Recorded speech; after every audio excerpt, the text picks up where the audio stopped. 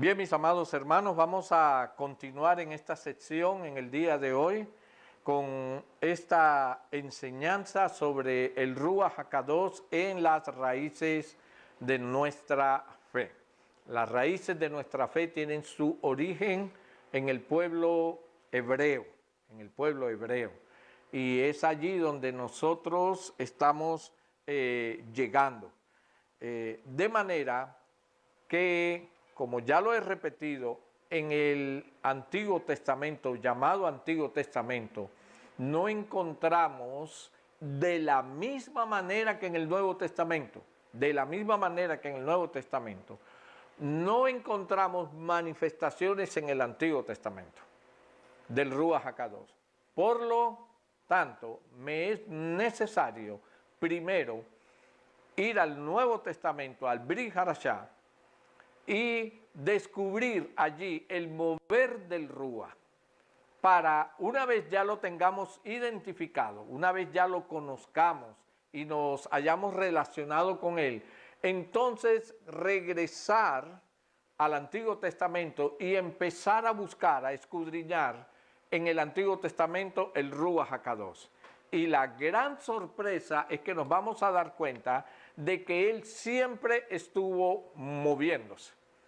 Cuando nosotros entramos a Bereshit, capítulo 1, en el principio creó Elohim los cielos y la tierra, y encontramos la parte, y el Espíritu de Dios, el Ruach HaKadosh, se movía sobre las aguas. El Ruach HaKadosh ya estaba allí. Lógicamente, nuestros hermanos judíos hoy en día ellos no pueden tener el mismo entendimiento, porque ellos han rechazado en 2 ocasiones la manifestación del Ruach HaKadosh. Pero un día el Mesías va a regresar y se les va a revelar. Y cuando ellos vean al Mesías manifestarse, moverse en ese poder que él entregó, entonces ellos van a conocer al Mesías como el Elohim y al Ruach HaKadosh como el enviado durante todo este tiempo. De manera que para ello vamos al libro de Lucas, Evangelio de Lucas, capítulo 4. La vez pasada les dije que les dejaba una tarea sobre el Shema. ¿Quién hizo su tarea sobre el Shema? Aleluya. Y era investigar cómo en la Torá, Deuteronomio 6:4, cómo en la Torá está escrito el Shema, y compararlo con lo que nosotros hoy en día oramos o declaramos cuando hacemos el Shema. Seguro que usted halló una diferencia. Y en su tiempo vamos a analizar la diferencia, cuál es, y el origen de esa diferencia. En Lucas, capítulo 4, quiero llevarlo a el versículo 1. En el capítulo 3, usted ve cuando Yeshua se sumerge. Juan estaba llamando al pueblo al arrepentimiento y sumergiéndolos o bautizándolos para arrepentimiento. Y de pronto nosotros vemos a Yeshua aparecer y le dice a Yohanan que también lo bautice a él, lo sumerja a él. Juan al principio se opone porque él sabía ya quién estaba enfrente de él. Y estas son preguntas muy buenas. ¿Cómo sabía Juan que él era quien dijo que era? Si Juan había permanecido mucho tiempo en el desierto, sabemos la forma en que él se alimentaba. ¿Cómo supo Juan el Bautista, Juan el Inmersor, Yohanan, cómo supo que él era el Mesías? Esa es una pregunta que en su tiempo la vamos a responder. Pero la verdad fue que cuando apenas lo vio, Yeshua, sin hablar con él, dijo, este es el Cordero de Dios. Mire cómo lo identificó. Este es el Cordero de Dios. Es decir, que en ese momento ya Johanán sabía que él era el hombre, el Cordero que iba a ser inmolado y iba a morir en un madero. Ya él lo sabía. Ya él sabía que la sangre de Yeshua era la que venía a limpiar al mundo que lo aceptara y que lo siguiera de pecado. Este es el Cordero de Dios, el que quita el pecado del mundo, del cual yo no soy digno de desatar sus sandalias, como él lo supo. Entonces, mis amados hermanos, vemos que ya después Yeshua, que fue bautizado en el capítulo 4 de Lucas, versículo 1, oigan y vaya familiarizándose con esta expresión, porque la vemos en Yeshua. Dice, Jesús, lleno del Ruach HaKodesh, volvió del Jordán y fue llevado por el Ruach al desierto. Entonces, vemos una manifestación en el capítulo 3, no me voy a detener ahora a hablar de la forma de paloma ni de nada de estas cosas, pero damos un hecho. Él fue en ese momento investido por el Ruach HaKodesh y fue lleno. El capítulo 4, versículo 1 nos dice, Jesús, Yeshua, lleno del Ruach HaKodesh, volvió del Jordán y fue llevado por el Espíritu al desierto. Ahora, en el versículo 14, ahí mismo, del mismo capítulo, después del momento donde él es tentado, dice, y Yeshua volvió en el poder del Espíritu a Galilea. Amén. Fue lleno del Ruach HaKodesh y ahora él vuelve en el Espíritu, en el poder. Acuérdese de la palabra poder, dinamos, porque Yeshua había dado la orden a sus discípulos que no se fueran de Jerusalén, sino que esperaran la promesa del Padre. Y en una de esas aclaraciones les dijo, Él os va a revestir de poder. Es decir, Yeshua sabía el poder que se iba a manifestar allí. Ahora, Él viene después de ese bautismo y después de la tentación, dice, Yeshua volvió en el poder del Espíritu a Galilea y se difundió su fama por toda la tierra alrededor. Dice, y enseñaba en las sinagogas de ellos y era glorificado por todos. En ese momento, enseñaba en las sinagogas y era glorificado. Se manifestaba en Yeshua un poder, algo que lo respaldaba cuando él enseñaba la Escritura. Ellos decían, este hombre habla con sabiduría.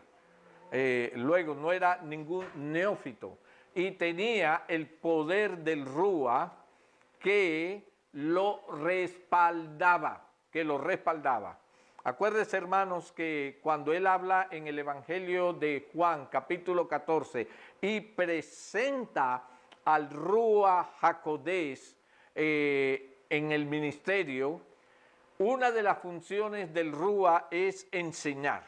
Vamos a verlo. Juan capítulo 14, Evangelio de Juan.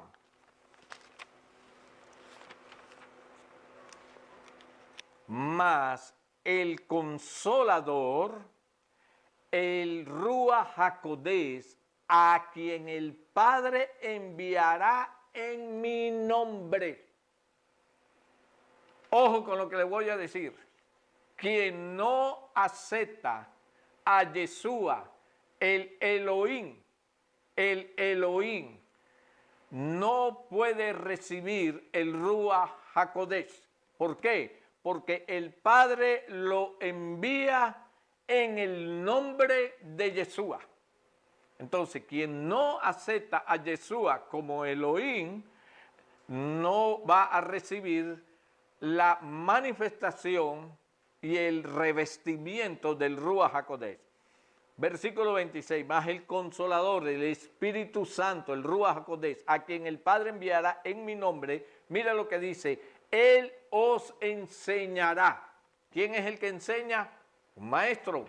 Entonces, aquí vemos una de las funciones del Ruach HaKodesh, y es el ministerio de enseñanza. Cuando Él llama a hombres que enseñan en el Espíritu, te puede enseñar de dos maneras, en la letra o en el Espíritu. Pero cuando usted enseña en el Espíritu, el Ruach HaKodesh lo respalda. Él mismo es el que da convicción. Él mismo es el que convence al hombre de pecado. Hay un versículo que más adelante lo vamos también a analizar. Cuando la Escritura nos dice que el Ruach HaKodesh es quien convence al hombre de pecado. Al hombre de pecado. Mire allí mismo en la Escritura en el capítulo 16. Versículo 7. Estamos en Yohanan capítulo 16. Vamos al versículo 7.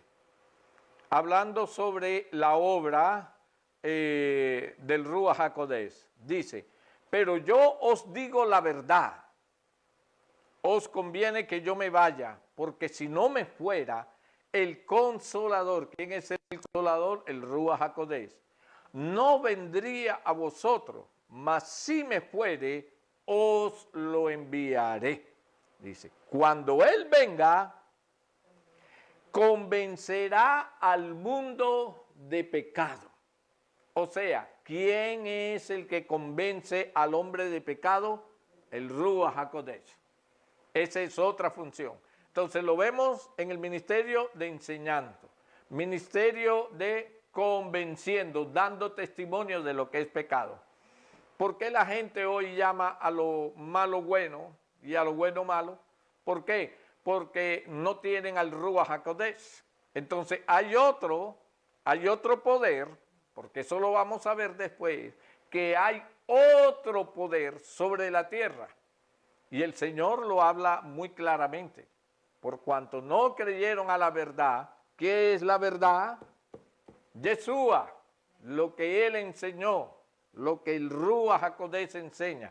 Por cuanto no creyeron a la verdad, Elohim les envía, ¿qué dice? Un poder engañoso. Entonces hay dos poderes manifestándose en este momento sobre la tierra. El poder del Ruach HaKodesh y un poder engañoso. Porque alguien en una ocasión me dijo, pastor, pero si esta gente no están respaldadas por el poder del Ruach HaKodesh, ¿por qué pueden convencer a tantas personas? Yo le dije, porque es que ahora hay otro poder sobre la tierra en estos últimos tiempos que está convenciendo a la gente de su maldad. Y es un poder engañoso. Entonces, por eso a veces vemos las iglesias grandes, y nosotros nos preguntamos, ¿y por qué las iglesias cristianas que tienen el evangelio, como le llaman, puro, porque son pequeñas? Acuérdense, muchos son llamados. Acuérdense que el reino de los cielos, gran multitud, son las que llegan a ese conocimiento, pero por la puerta estrecha, ¿quiénes llegan? Realmente los que el Ruach HaKodesh va llamando. Todos esos son principios que tenemos que irlo teniendo bien presente, porque vuelvo y le digo, hermano, hoy hay un atractivo, hoy hay un imán. Es como esto que pasa con los artistas. Hay un espíritu de idolatría. Usted no ve en estos conciertos, el concierto de tal artista y cómo se llena. y la gente suda, hay un ambiente de humo, de droga, de marihuana y la gente está allí cantando y entra en un éxtasis. ¿Y qué es lo que se mueve allí? Pues allá hay un poder que se está manifestando. Ese poder se manifiesta también en estas grandísimas mega iglesias. Y la gente queda como idiotizada. Salió su ídolo. Si el pastor me lo enseñó, tiene que ser verdad. Oh, sí, si el pastor te lo enseña, tiene que ser verdad. Entonces, si yo te enseño una mentira, tú te la vas a comer así. Tú tienes que mirar la Escritura. Tú tienes que mirar la Escritura. Si yo no te puedo respaldar con la Escritura algo, no lo aceptes. Y no solamente a mí, no se lo aceptes a nadie. Si la Escritura no dice que el Ruach HaKodesh es el que convence de pecado, entonces no lo creas.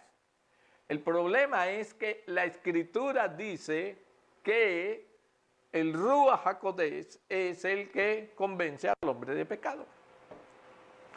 Es la razón por la cual nosotros a veces encontramos ministros viviendo doble vidas, una en el púlpito y otra en un baile.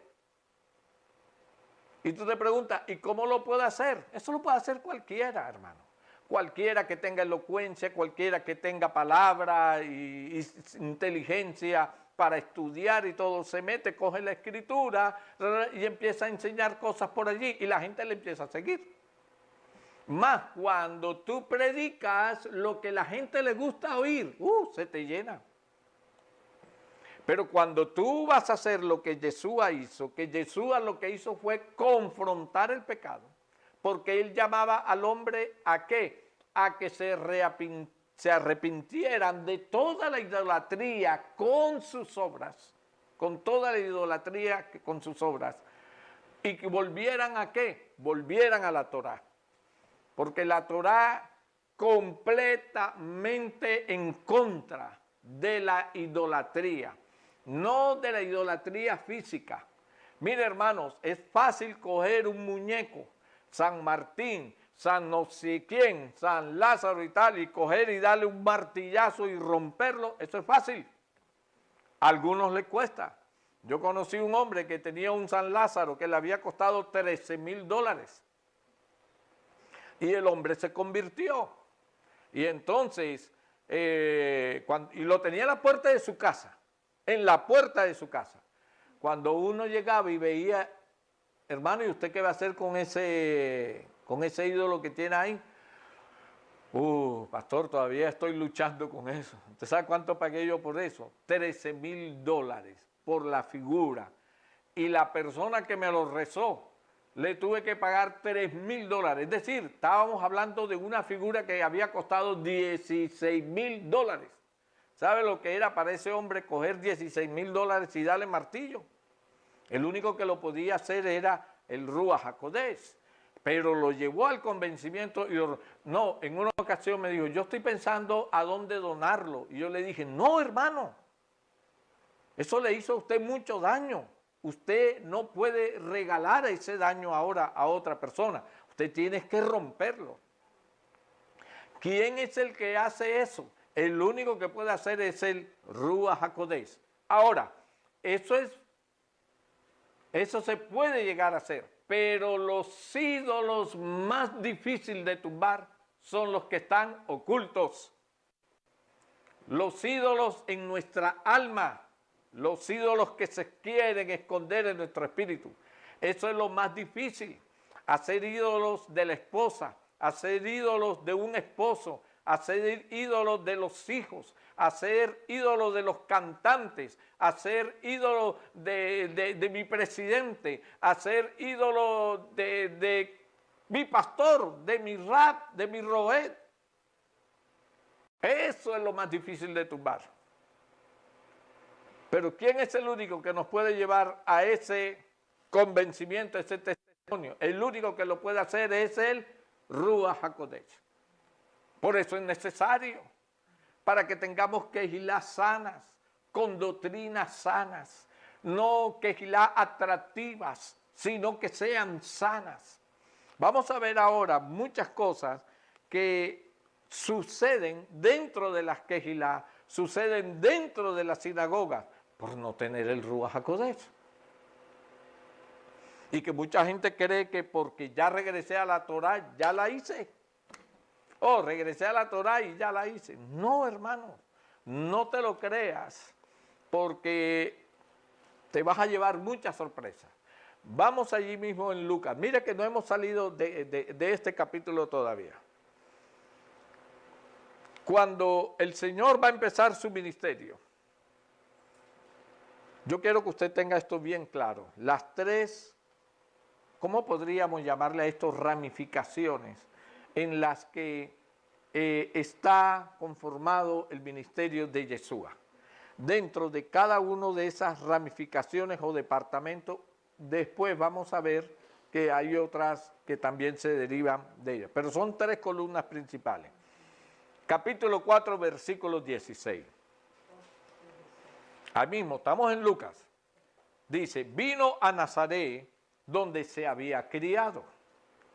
Y en el día de reposo entró en la sinagoga conforme a su costumbre.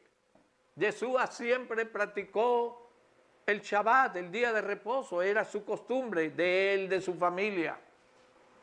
Y se levantó a leer. Ese día le tocaba a él leer una porción. Y se le dio el libro del profeta Isaías. Y habiendo abierto el libro, halló el lugar donde estaba escrito: el Espíritu del Señor está sobre mí. ¿Se acuerdan que había sido lleno? Está sobre mí, por cuanto me ha ungido, lleno, me ha ungido para dar buenas nuevas a los pobres. Ahí empieza la columna vertebral del ministerio. El mensaje de nosotros es dar buenas nuevas a los pobres.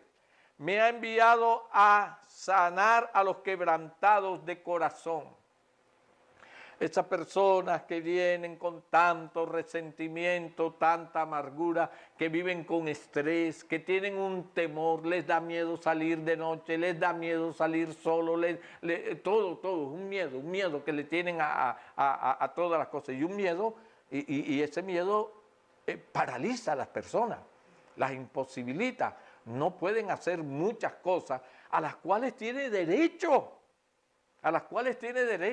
porque el Eterno los ha facultado para vivir, para vivirlas, para disfrutarlas.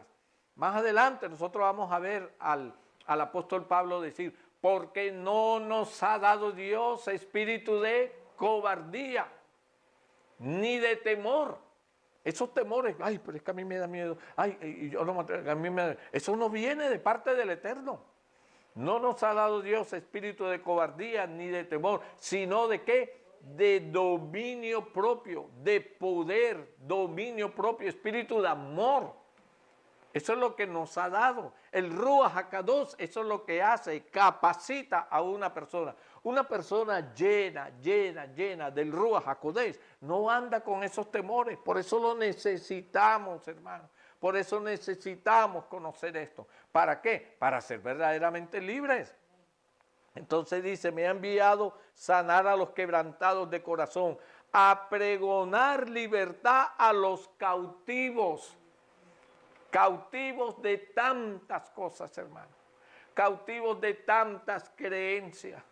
No, nosotros siempre en la familia nos criamos así, eso fue lo que me enseñó papá y mamá. Sí, pero eso no está conforme a la escritura. Entonces te vas a meter con mi papá y mi mamá. No. Yo no estoy diciendo que sean malas personas. Ellos enseñaron bien lo que aprendieron. Pero no quiere decir que lo que aprendieron estaba bien.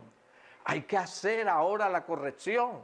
Porque si ellos aprendieron bien algo que no era correcto, ahora tú lo estás viviendo. La pregunta es, ¿se lo vas a enseñar a nuestros hijos? Y si nuestros hijos crecen con eso, ¿se lo van a enseñar a nuestros nietos? No, el Evangelio llegó a nuestras vidas. Las buenas nuevas llegaron a nuestras vidas para darnos libertad, para corregir lo que estaba torcido. No tenemos que seguir con las mismas cadenas. Usted no ha visto esas cadenas de divorcio del tatarabuelo.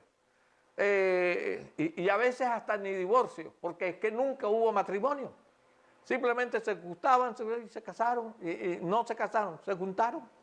Y así vino la abuela también. La abuela conoció a alguien por ahí en el campo, se juntó y también dio sus hijos. Ahí nació mamá, papá, mis tíos, y mis tías y todo. Y cuando tú vas a mirar quién está casado, no está casado. Y los que están casados vienen con divorcio. Entonces ahora entiendo ya por qué mi esposa me está pidiendo el divorcio. Porque yo estoy cargando con lo mismo. Y entonces yo voy a transmitir eso a mis hijos también. No, hermano. No. Llegó el tiempo de hacer un stop. Llegó el tiempo de hacer un pare. ¿Quién me va a libertar de esa cadena? Un eslabón del tatarabuelo con el abuelo. Y después con papá. Y ahora yo estoy por sembrar otro eslabón. ¿Y quién me garantiza que mis hijos no vienen en lo mismo? No. Hay que romper con eso. ¿Y quién nos va a hacer libres? Pregonar libertad a los cautivos y vista a los ciegos, y poner en libertad a los oprimidos, en libertad a los oprimidos, fuera de demonios. Todos esos demonios que oprimen. Mire, hay tanta actitud de las personas, en las personas, que ellos no saben, ellas no saben que son demonios. Este mundo espiritual, hermano, es tan desconocido, porque nunca nos los han enseñado. Pero un demonio entra y se posesiona en un lugar del cuerpo humano.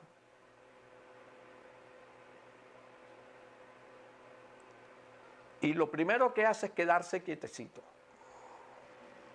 Claro, él no quiere que lo descubran. Se queda quietecito. ¿Quién se puede imaginar? ¿Un demonio? Tú le dices a esa persona, hermano, hermana, hay un demonio dentro de usted. Hermano, si a usted no le dan con un garrote, salió bien librado. A nadie le gusta que le digan que hay un demonio ahí. Y puede pasar 1, 2, 3, 4, 5, 6, los años que sean. Cuando él de pronto, ¡pum!, empieza a hacer esa obra. ¡Pum!, empieza a hacer esa obra. ¡Pum!, ¡pum! Y usted empieza a tener el dolor aquí en la espalda. Y va donde el médico le dice, sí, te voy a mandar al terapeuta, y le mandan al terapeuta. Y medio lo mejoran, ahí entonces viene el demonio y se rueda para otro lado. Y ¡rum!, ya aparece el dolor otra vez. Porque ellos van a destruir el cuerpo. Y empieza a moverse para otro lado y empieza usted con el dolor. Ahora tengo el dolor, es por aquí. Ya sé lo que me va a decir el terapeuta, voy a hacer los mismos ejercicios. Y empiezan a mandarle medicina. Y esa medicina que le mandan va a neutralizar el dolor, pero no al demonio. Y esa medicina que no puede neutralizar al demonio, esa medicina le va a ayudar con el dolor, pero le va a hacer daño para otra parte del cuerpo, porque son químicos. Y entonces empieza usted a entrar al club de María Dolores. Un dolor por aquí, un dolor por allá, otro dolor por acá. Y cuando de pronto empiezan a descubrir, usted tiene una enfermedad ya bien grave. ¿Y quién se dio cuenta de eso? Nadie. Su pastor, ¿cuántos años tiene usted en la iglesia? 30 años. Y nunca su pastor se dio cuenta de eso. ¿Usted cree que eso es ahora? Usted va a las Quejilá hoy en día, cantidad de personas cayendo en enfermedades, matrimonios, cayendo en dolores, en divorcios. Usted encuentra cantidad, pero cantidad de negocios quebrándose, gente perdiendo trabajo. Porque estamos, y eso no solamente en las Quejilá, eso es en las iglesias. Entonces aparece un hombre dando buenas nuevas y el Señor te va a bendecir si tú haces esto. ¿Y quién no quiere salir de esa condición? Entonces te dicen, haz esto y tú vas y lo haces, porque estás desesperado, mi hermano. Pero no estamos yendo a la raíz del asunto. Hace falta discernimiento. ¿Qué haría Yeshua si llega a una de nuestras Quejilá en este momento? ¿Sabe lo primero que va a hacer? Es a meter una reprensión de demonios a un poco que van a caer. Pastor, usted está exagerando, está inventando. Ok, estoy inventando. Entonces, vemos que Yeshua viene y dice que esto es a lo que Él ha venido. Y esto a lo que Él ha venido es a lo que Él le va a enseñar a sus discípulos. Y es lo que sus discípulos van a salir a predicar y a moverse en ese poder. El último, dice el apóstol Pablo, a mí, como a un abortivo, se me presentó. ¿Usted cree que el apóstol Pablo no tuvo su Pentecostés? Su Shabbat, sí, lo tuvo también. Después de 3 días de estar ciego, fue revestido de ese poder. Y por eso nosotros vemos a todos los discípulos, juntamente con Rahat Shaul, lo vemos moviéndose tal y cual como se movía Yeshua. Aún tuvieron mucho más tiempo para hacer mayores obras. Y nosotros eso lo vamos a ir viendo más adelante. Aleluya. Vamos a Lucas, ahí en el capítulo 4, ahora vaya al versículo 31. Mire esto que pasaba en la sinagoga, que pasa en las iglesias y que pasa en las quejilá. ¿Por qué? Por falta de discernimiento. Dice, descendió Yeshua a Capernaum, ciudad de Galilea, y les enseñaba dónde, en los días de reposo. Él iba en los días de reposo, él no podía abolir la ley porque él la estaba cumpliendo toda. Y se admiraban de su doctrina, de su enseñanza, porque su palabra era con autoridad. El apóstol Pablo decía, cuando yo fui a ustedes, yo no fui con humana sabiduría, ni con elocuencia, persuadiendo, yo fui con demostración del espíritu de poder. Eso es lo que hace falta hoy en día, hermano. Dice, versículo 33, estaba en la sinagoga un hombre que tenía un espíritu de demonio, inmundo. ¿Cómo es posible, hermano? Un hombre que tenía un espíritu de demonio. Y yo me pregunto, ¿y la Torá? Y todos estos hombres de Torá que iban a la sinagoga, imagínense la sinagoga, todos ellos con su talí grande, su tití, todo, ahí todos los días, y ninguno se había dado cuenta que había un hombre que tenía un demonio. No es que la Torá es suficiente, no es que si tú te mantienes en Torá, si somos hombres de Torá, estas cosas a nosotros no nos pasan, pues allí está pasando. No solamente al hombre que está endemoniado, sino a todos los que están ahí alrededor, que lo ven llegar sábado tras sábado, y ninguno tiene discernimiento.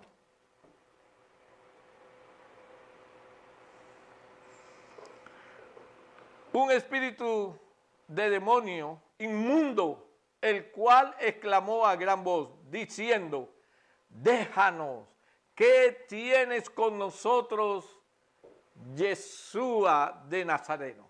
Ahí llegó la autoridad, ahí llegó. A eso era lo que él había venido. Y a eso es a lo que él nos ha llamado. Por eso nos enseñó. Usted tiene que aprender algo. La autoridad como autoridad y la autoridad delegada. Hay una diferencia. Una cosa es la autoridad delegada, sus discípulos y todos los que venimos después. Pero otra cosa es él como la autoridad. ¿Qué tienes con nosotros, Yeshua de Nazaret? ¿Has venido para destruirnos? Yo te conozco quién eres. Pastor, los demonios hablan. Sí, te lo van a, cualquier idioma, te lo van a decir en el idioma que sea.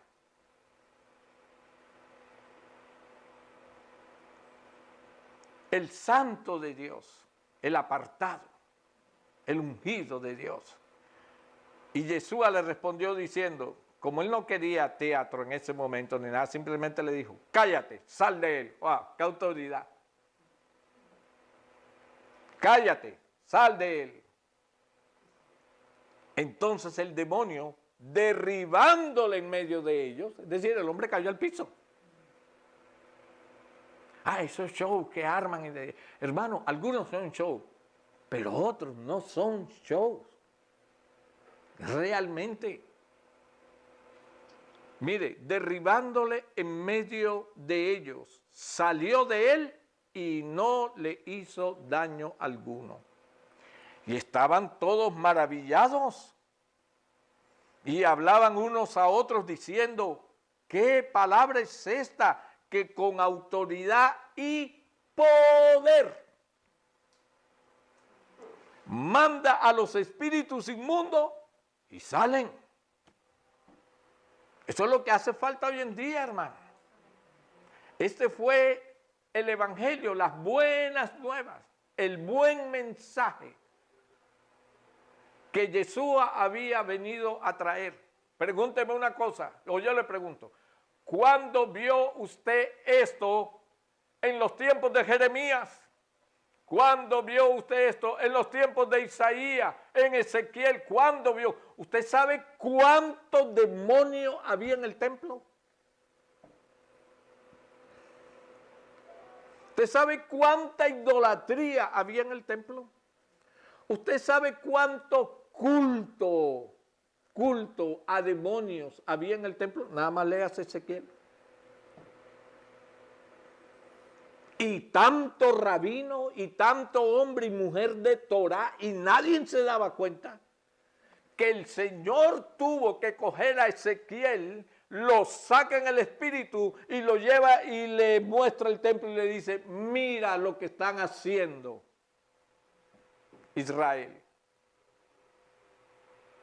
¿Y qué encontraron allí? Mujeres haciendo endechas a Tamuz. En el templo tenían las paredes pintadas con figuras de demonios, eran puros ídolos, en el templo de Dios. Y hoy hay tanta idolatría por el templo, preparando todo para el templo, un templo que más van a durar reconstruyéndolo por tercera vez que ese templo de pie, porque ese templo va a ser destruido. Que la gente no ha entrado todavía en mente que una cosa es que los judíos añoren el templo, porque para ellos el templo es la expresión grande, pero a ellos se les olvida que ellos profanaron el templo y que por haber profanado el templo, Dios cortó con ellos ese convenio de tiempo, del templo. No, tú le hablas en contra del templo a un judío o a uno que esté judaizando y lo ofendes. Se está yendo contra la autoridad, se está yendo contra Dios.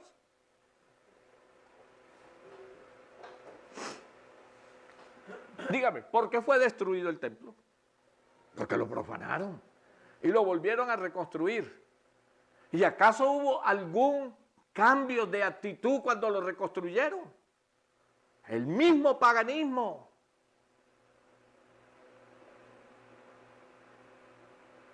Dice, porque Judá se arrepintió, dijo el Señor, porque Judá se arrepintió, pero no de todo corazón. Se arrepintieron, sí, de la idolatría que habían caído. Le pidieron misericordia a Dios y todo, y volvieron a reconstruir el templo. ¿Pero qué empezaron a hacer en el templo? ¿A practicar la Torá? ¡No! Exactamente.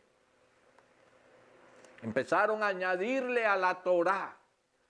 Y hasta el día de hoy, no hay un rabino, no hay un sabio que se levante y diga, hermanos, nosotros hicimos esto mal. Elohim no necesita de nuestra ayuda. Nosotros hemos añadido cosas. Hay que quitarlas. Hay que predicar la Torá pura. Todavía no se ha levantado nadie. ¿Y sabe qué es lo peor? Que lo que estamos regresando a nuestras raíces, nos quieren meter también todo eso, hermano.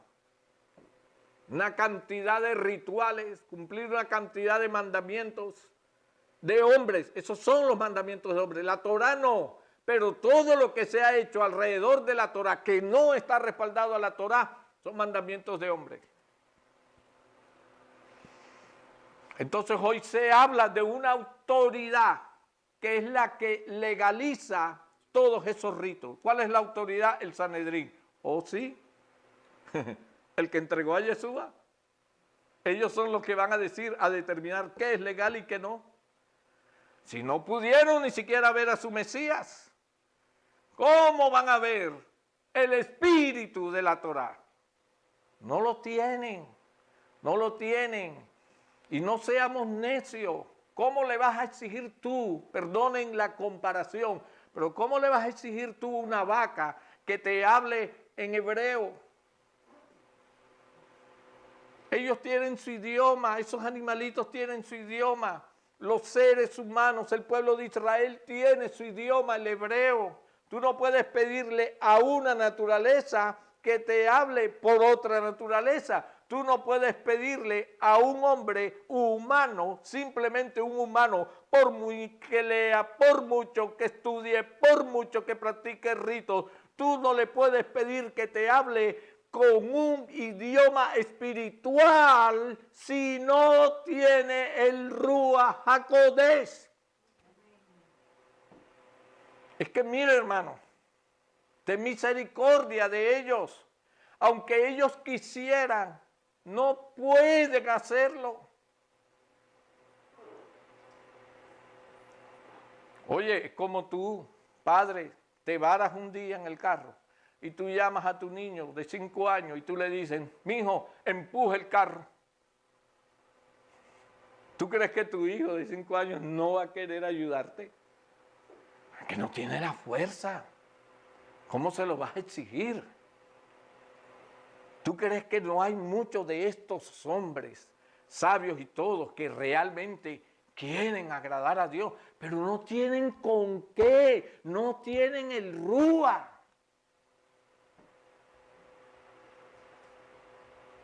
Entonces no los juzguemos, porque nos estamos metiendo con Dios mismo al juzgarlo. Ellos no son culpables. Los culpables somos nosotros, los padres, que le estamos pidiendo a un niño de 5 años que empuje un carro.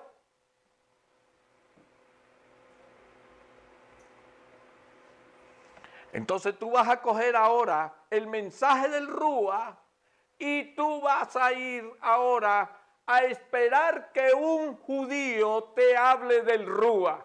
Mi hermano, ellos no conocen esto, no conocen ni siquiera al que entregó el Ruach, a Yeshua. ¿Cómo te van a hablar del Ruach, hermano? Pero como has hecho de esa figura un ídolo, entonces nos ponemos él y nos ponemos aquí también y empezamos a danzar como ellos. ¡Wow! Y cuando te filman, cualquiera va a decir, no, no, es el pastor.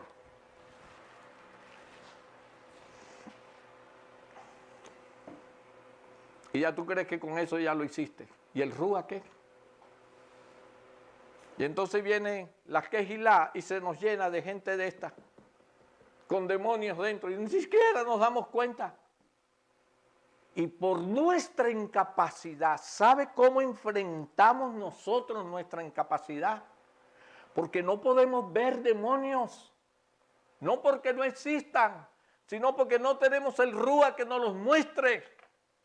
Entonces, como no tenemos demonios, mucho menos podemos luchar con ellos. ¿Sabe cómo enfrentamos nosotros esa incapacidad? Negando la manifestación del Ruach. No, es que eso ahora en Torah ya eso no funciona. Dios tenga misericordia, hermano.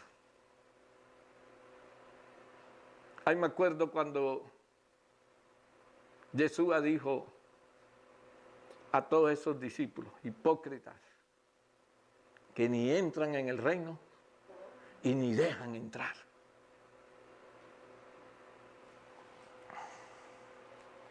Cállate, y sal de él.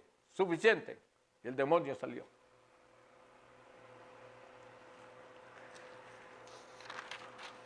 Aleluya. Entonces,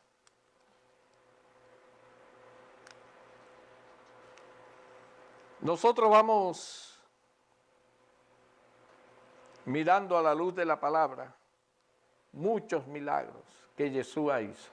Muchos milagros que Yeshua hizo. Y los discípulos aprendiendo. Y llegó el momento donde les dijo, ¿saben qué? Yo ya tengo que irme. He terminado la labor. Y fue al madero. Y después venía el sello. Su resurrección. Ayer estuvimos hablando de la resurrección. Solamente Yeshua podía dar ese testimonio. No quiere decir, escuche, no quiere decir que en el Antiguo Testamento otros no hubieran resucitado. Porque una de las razones que dicen que los que estaban con Yeshua en el día de la transfiguración no podían ser Moisés ni Elías, es porque si Moisés y Elías hubieran resucitado, entonces ya Yeshua no sería el primogénito en todas las cosas. Qué gran mentira, hermano. Él hace lo que le da la gana. ¿Tú crees que te va a pedir permiso y la aprobación a ti o me la va a pedir a mí? No. Hay varias personas que resucitaron antes de que él resucitara. Y entonces dime una cosa, ¿y cómo fue que él levantó de los muertos a Lázaro? Si él todavía no había muerto y había resucitado. Y a otros más que en su momento los vamos a ver, que resucitaron. Había una mujer que nunca había dado a luz y ya se había resignado a no dar a luz.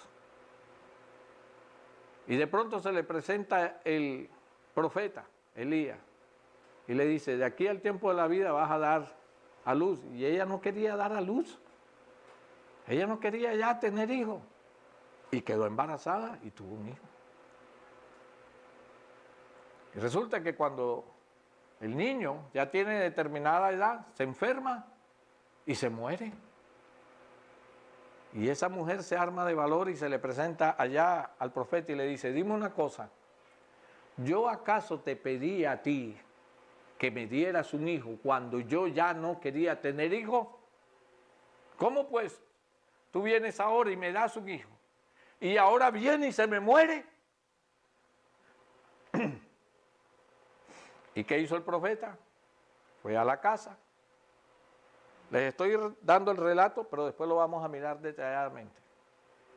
Va a la casa de la mujer, ahí está el cadáver de su hijo, y viene, se tira sobre el cuerpo de su hijo, y resucitó.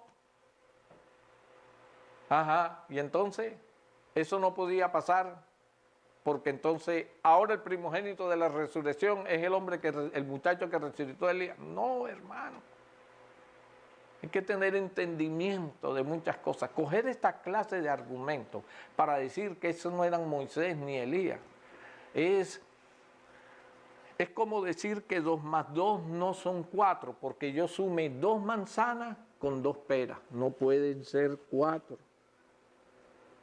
Porque una son manzanas y la otra son peras. Estamos torciendo las cosas. Aleluya. En el Evangelio de Juan, capítulo 14, ahí está el ministerio de enseñanza. Y Él os enseñará todas las cosas. Ahora, vamos a Hechos capítulo 8.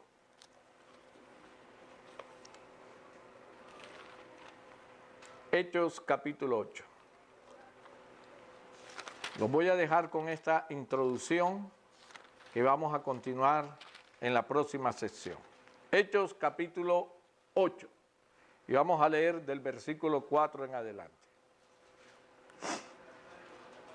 Dice, pero los que fueron esparcidos iban por todas partes anunciando el evangelio. Aquí hubo una persecución y todos los discípulos salieron huyendo, pero era el Rúa para dispersarlos.